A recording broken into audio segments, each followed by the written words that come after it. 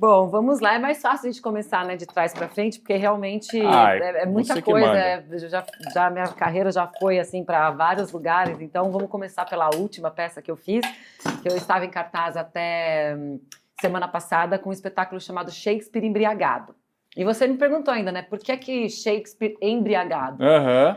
Eu falei, porque a gente se embriaga contando essa história, né? E qual história de Shakespeare é contada? Tem um monte.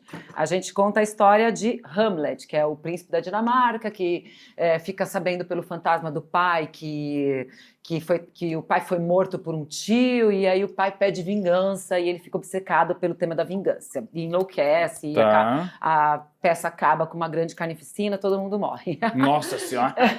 Uma tragédia! Sim, é uma tragédia. E a gente conta essa história tomando uns drinks, né, porque a gente faz essa peça num bar. De verdade, tomando drinks. De verdade, drinks. é de drink de verdade. Depende da bebida do dia, tem dia que é cachaça, tem dia que é uísque, tem dia que é uma cachaçinha mais docinha, tem dia que é cachaça forte mesmo. Depende da animação. Exato. E tudo começou, né, com esse formato. Veio de Nova York, eles fazem um espetáculo lá chamado Drunk Shakespeare, que é exatamente isso. São os atores em estado de embriaguez contando uma tragédia de Shakespeare, que lá nos Estados Unidos é o Macbeth, que é outra história, uma história que acontece lá na Escócia. E aí o produtor pensou, né, eu quero levar para o Brasil. E a gente foi entender um pouco melhor como funcionam as questões dos direitos autorais. O produtor, inclusive, Henrique Benjamin, beijo pra você, Benja. E esse drink aí é o quê? Esse é o penicilline. Oh, penicilline. Não sei se você já tomou. O que vai mesmo? Ele vai gengibre, ele tem uma pegada forte de gengibre, mas não tão intensa. Ela é intensa no começo, ela vai suavizando. E ele é feito com uísque. E ele tem xarope de mel também. Ai, que e um toque defumado aqui para aromatizar o drink, e vai com um gengibrinho cristalizado. A régua aí já subindo. Eu falei pra você. Aquele que você comentou que a nossa régua de bebida sobe depois que passa pelo Hora Bar, né? Bom, vamos lá, vamos voltar. Saúde, obrigado. Saúde, querido, obrigada, viu? Até mais, obrigada pelo convite. Obrigado mesmo. E esse aqui a gente vai comendo junto, é isso? Pode comer antes, pode comer no final. Ai, que delícia! Muito bom! E bom que nesse calor de São Paulo dá uma refrescada. Exato, muito refrescante. E faz bem pra garganta também, né? Dá uma limpada. Exatamente. A gente tem que ficar de olho nisso sempre. Bom, então, e aí a gente foi entender um pouco melhor como funcionavam as questões de direitos autorais, né? E a gente percebeu que uma ideia, ela não é protegida, não tem como você proteger a ideia. Porque uma ideia é muito genérica e uma vez que você solta no mundo, ela tá aí, é de todo mundo. Então, por exemplo, eu quero fazer uma peça sem palco italiano, eu quero fazer uma peça com o público sentado em mesas de bar. Isso você não tem como patentear. Eu quero fazer uma peça com todo mundo em pé, ninguém senta na peça. É uma ideia, você não tem como patentear. Vou patentear que ninguém mais pode fazer. Não tem como patentear. E o Drunk Shakespeare, né, dos Estados Unidos é isso. Vou fazer uma peça de Shakespeare em que os atores se embriagam durante a narrativa, né, durante a encenação. Né? Então, o que a gente fez? A gente trouxe essa ideia, né, mas a gente quis fazer um outro texto. A gente quis fazer Hamlet, porque aqui no Brasil é mais conhecido que Macbeth.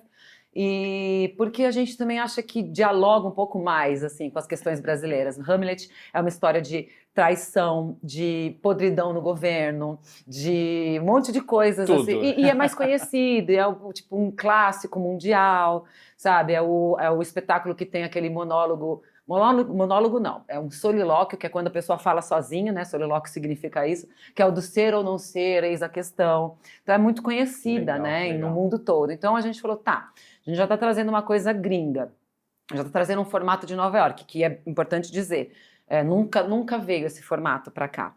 Né? E também outra coisa que é legal dizer, que lá é um enorme sucesso. Lá, por exemplo, já virou franquia. Tem Drunk Shakespeare Nova York, tem Drunk Shakespeare Chicago, tem Drunk Shakespeare Boston. Eu não sei nem se existe isso aqui no Brasil, por exemplo, de ter alguma peça, alguma marca, assim, sabe, de alguma obra teatral, ou então alguma obra artística que a gente tenha franquia, que tenha, sei lá, hora bar São Paulo, hora bar Curitiba, hora bar Rio de Janeiro. Não sei se tem, assim, se tiver eu desconheço. Pô, tomara que tenha.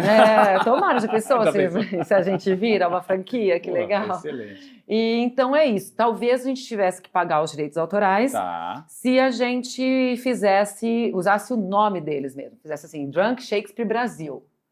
Sabe? Que daí as pessoas iam procurar na internet o que é Drunk Shakespeare, que nem o The Voice Brasil, sabe? Por exemplo. Mas quando a gente vem e traz só a ideia que é Shakespeare embriagado, muda o texto e, além de tudo, a gente faz um pouquinho, bem mais do nosso jeitinho, então a gente realmente... Tem algumas adaptações ali. Exato. Tá? Porque o que acontece? As brincadeiras com bebidas que eles fazem lá no Drunk Shakespeare americano, né, tem muito a ver com a realidade deles, assim, por exemplo, aquelas brincadeiras que eles fazem em universidades americanas, de ter que virar, quem vira primeiro o copo, e aí quem não... exatamente, quem perde toma um tabefe. Toma um tapão. Exato, então eles têm o humor deles e a gente tem o nosso humor, então a gente fez do nosso jeito, né? Tá. Mas o que a gente traz de lá? O que a gente traz, assim, enquanto ideia, né? A gente tem um ator que já sai de 5 shots do drink do dia na frente.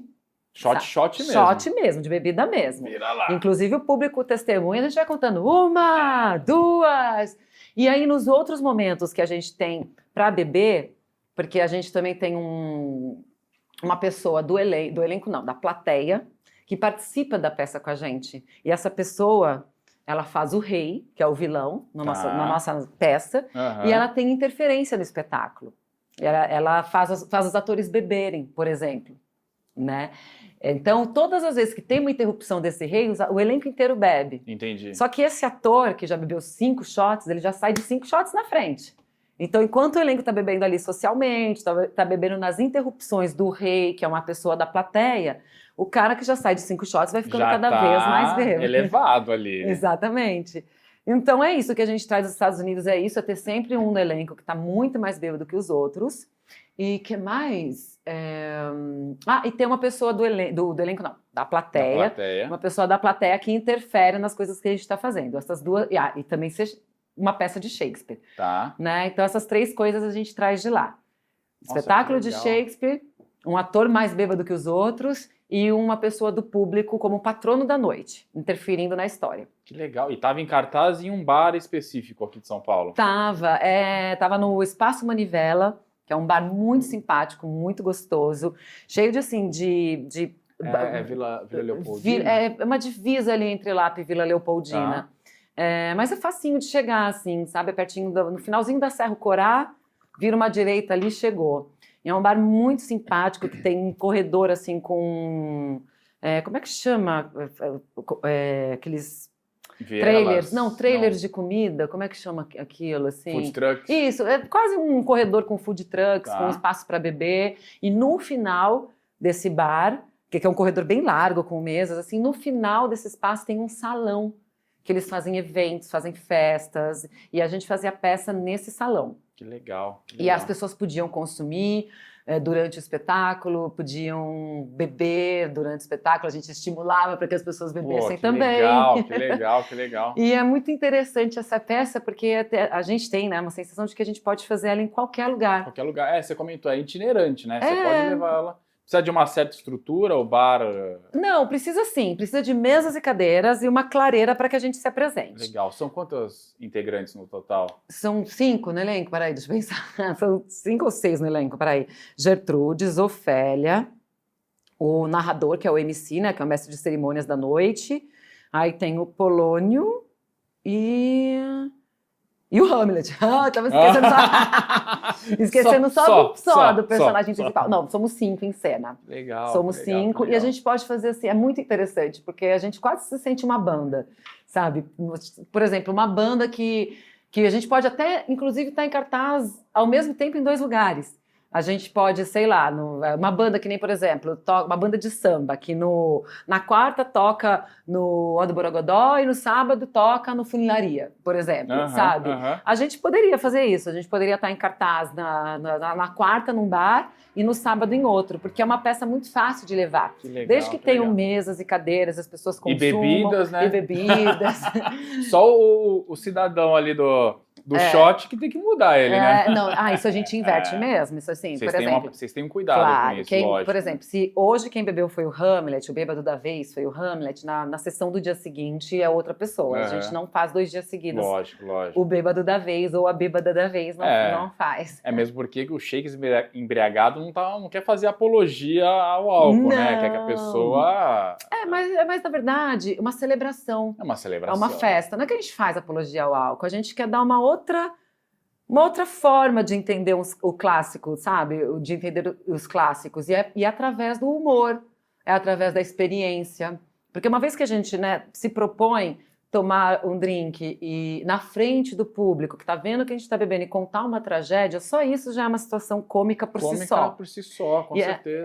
Mas a gente ainda traz um olhar muito cômico, a nossa forma de contar a história é muito cômica, o jeito que as resoluções que a gente dá, por exemplo, o jeito que o fantasma aparece é muito cômico.